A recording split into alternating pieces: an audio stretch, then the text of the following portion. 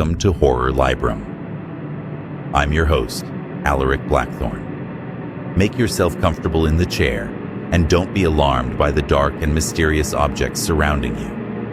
I'm here tonight, surrounded by eldritch objects and forbidden texts, to guide you through tales that stir the deepest corners of your mind and invoke a dread that lingers long after the final word. Sit back, relax, and prepare yourself. For once you enter Horror Librum, there is no turning back.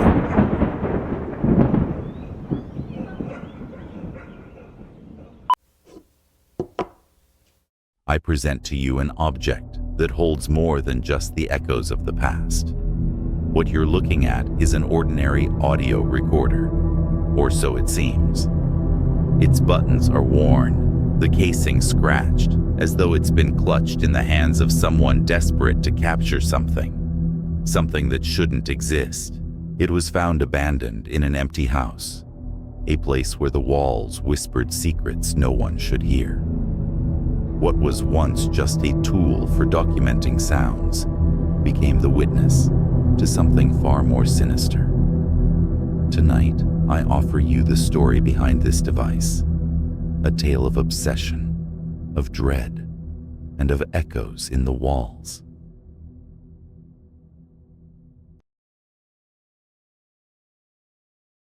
I first noticed it while lying in bed, staring at the ceiling in the dead of night.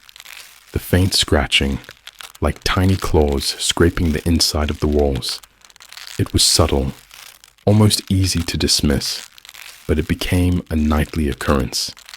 I convinced myself it was just mice or rats, though something deep inside me whispered otherwise. Weeks passed, and the noises grew louder.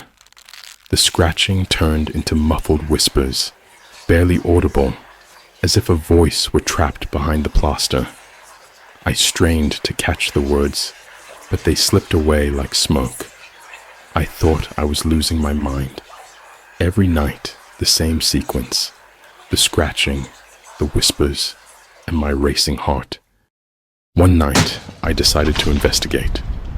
I pried open the wall in my bedroom with a crowbar, fully expecting to find a nest of vermin.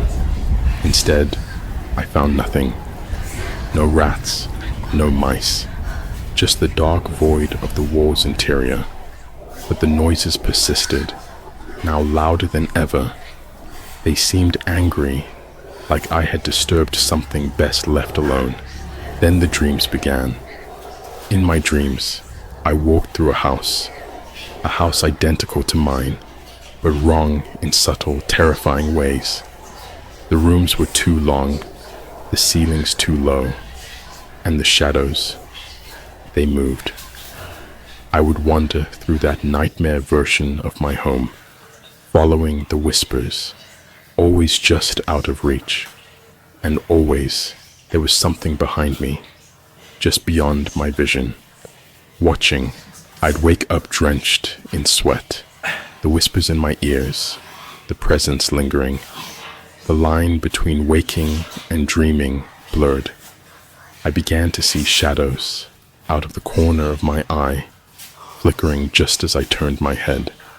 The scratching was now a relentless chorus, a cacophony that echoed through my skull. Sleep-deprived and desperate, I began to record the sounds.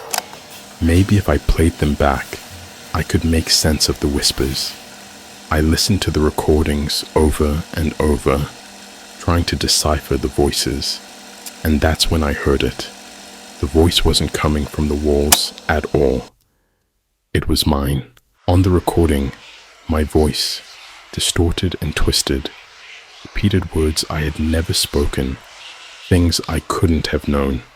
It spoke of betrayal, of pain, of blood, my blood, and then I heard it clearly. You've been here before. It didn't make sense. I had never lived here before, never set foot in this house until I bought it a year ago. But the voice insisted, growing louder, more insistent. It began to tell me things, horrible, vile things, about what I had done, who I had hurt, and why I could never leave.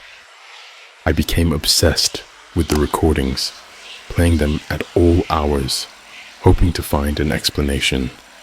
My memories started to blur. Was it really my voice? Had I been here before? The whispers filled every moment of my life, awake or asleep, until I could no longer distinguish the two. And then, one night, I saw it. The thing in the shadows. It stood at the foot of my bed, a dark figure, its face obscured by darkness. But I knew, deep down, what it was. It was me. The me from the recordings. The me who had done unspeakable things in this very house. The figure moved closer, and as it did, the whispers stopped, leaving a silence so profound it was deafening. It leaned in, and I finally saw its face.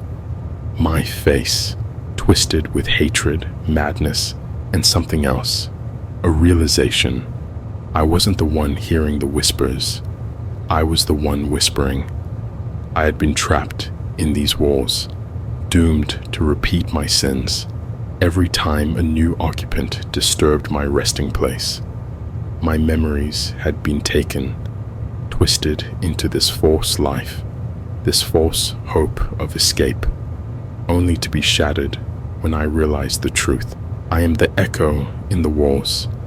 I am the shadow that haunts this house. And you who listen now, will you be next? And so, the echoes remain, reverberating within the shadows of forgotten spaces, a constant reminder of what we cannot fully understand. The recording device, now silent, carries no voice, no sound, just the weight of a terrible discovery. One wonders what truly lingers in the walls of places we call home. Perhaps some things are better left unheard. Until next time, dear listener, may your nights be quiet and your walls remain still. But remember, not all sounds have a source we can see, and not all stories stay behind closed doors. Thanks for watching. If you enjoyed this video, don't forget to give it a thumbs up and subscribe to the channel for more content like this. I'd love to hear your thoughts. So drop a comment below and let me know what topics or types of videos you'd like to see next. Your feedback helps shape the future of this channel. Thank you, and good night, dear listener.